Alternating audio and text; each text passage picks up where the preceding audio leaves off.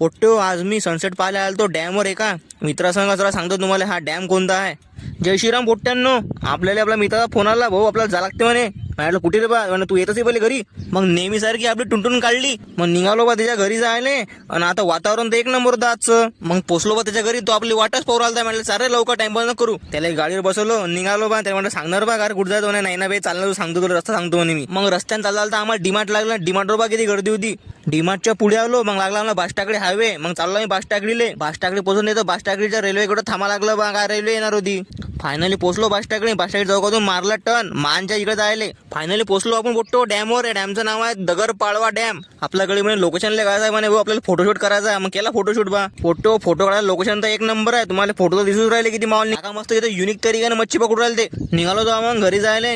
गडी छाटणे आवरत गप हसूर आला. मग फिरू लागली होती भूक. मग खाल्ले साबुदाण्याचे वडे. फोटो फायनली आलो घरी. गडीला सोडलं तर तुम्ही फॉलो करून टाका.